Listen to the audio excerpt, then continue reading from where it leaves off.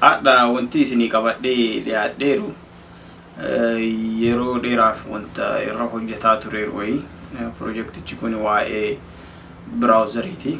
Browserii namoonni computer science barattanii beekuu dandeettanii namoota kaawwaniif garuu browseriin jechuun Firefoxin browserii jedhama, Operaan browserii jedhama, Chromium browserii jedhama, Chromium browserii jedhama, Safari browserii jedhama. Kunniin browserii jechuun wanta internetii irratti URL adda addaa Google yoo barbaaddan Firefox irra deemtanii Google jettanii kilikii gootanii haala saniin banatan. Warri beektan kun waan nama dhibuu miti.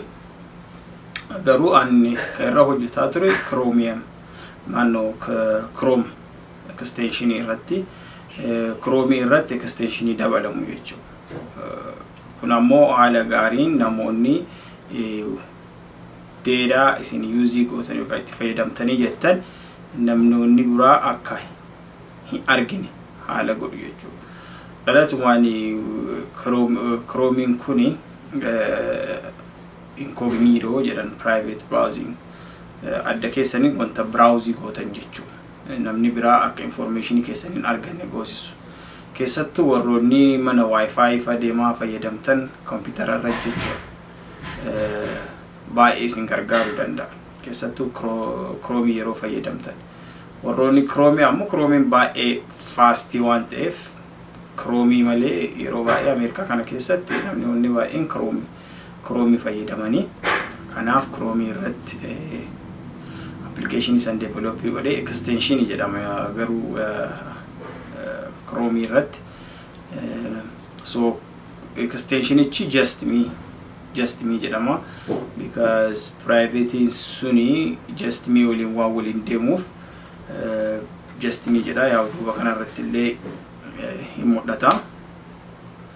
So haala kamiin itti fayyadamna bu'aa maal qaba ka jedhuu fi bu'aa san explain isinii godha.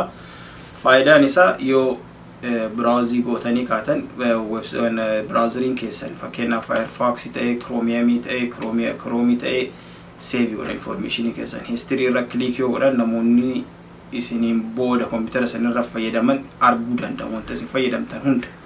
Kanaafuu haala saniin hack isin godhuu danda'u wantoota isin barbaanne post isin jalaa godhuu danda'an.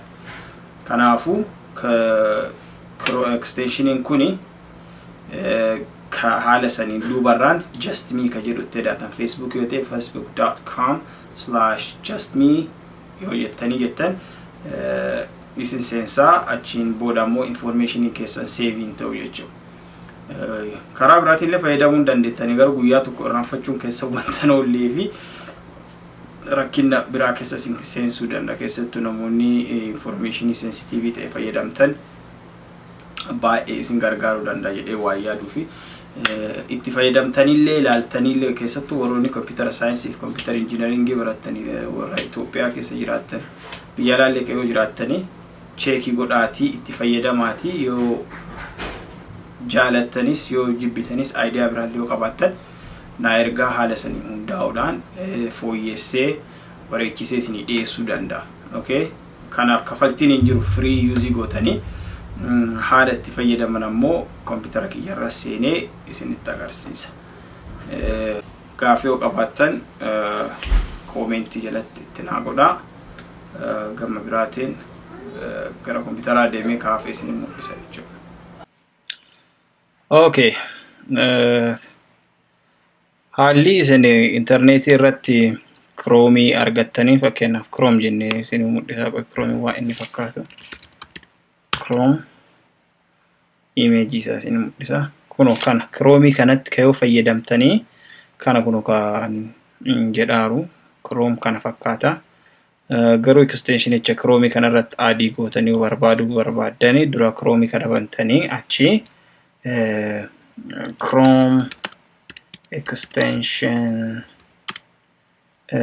justme maqaa kiyyalleetti daatan isinii baasuu danda'a. Kunoo duratti illee search godhee waan jiruuf kunoo nama mul'isaara. Isarra clickii gootanii yeroo clickii gootan isinii bana extension icha jechuun yeroo ammaa no justme jedha wanta kana yoo argitan isa akka ta'een beektanii as bira add to Chrome jedha. Isuma clickii gootanii add extension add isin godha jechuudha. So just me has been added to Chrome. Use this extension by clicking icon blah blah whatever that is.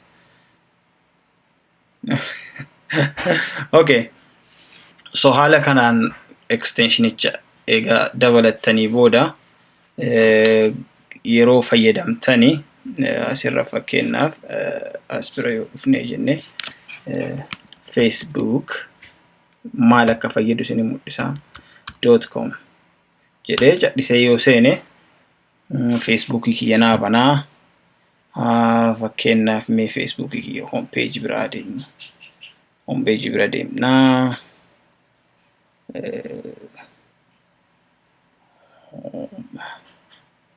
no profile kiyya bira deemnaa.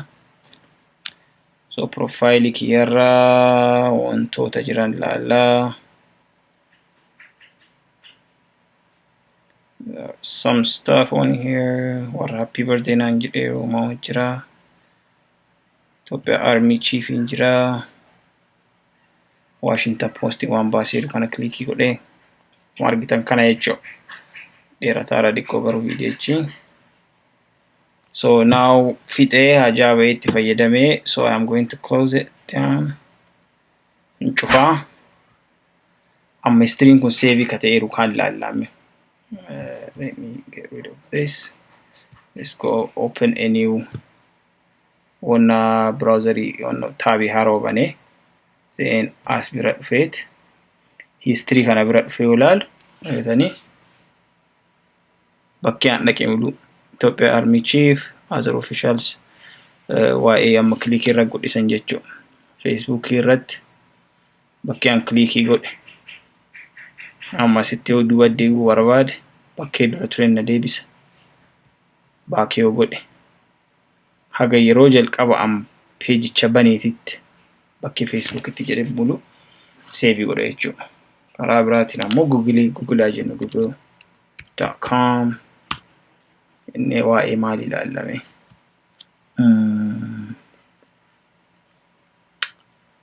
waa'ee maal jennu how to lose weight.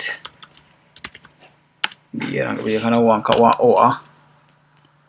So kunniin aadi, let's go to this 12 tips. Yeah, toota kanniin don't skip breakfast, eat regular, blah blah.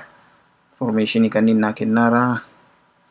Then I'm done. Care and support directly godhee social care, health news, blah blah. Then amma fixa jechoo fayyadamee kana cufa.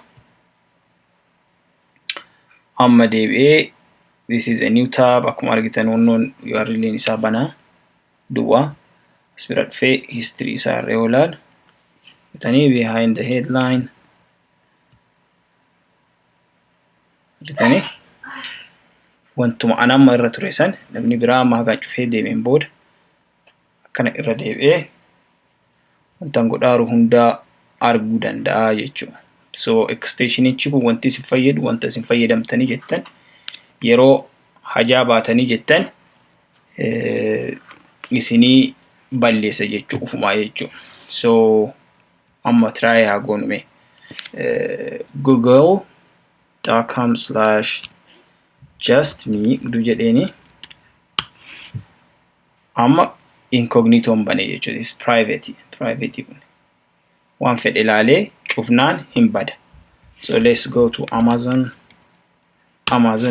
ilaalee wantoota adda addaa gurguraaran talattiin tummaan nagadaatti ilaalla.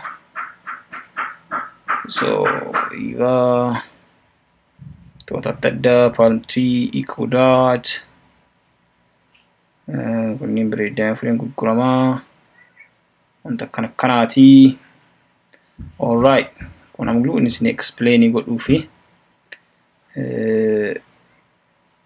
na kana mawdu cufe achi taabi haaraa kunni taabii kana duubanii history.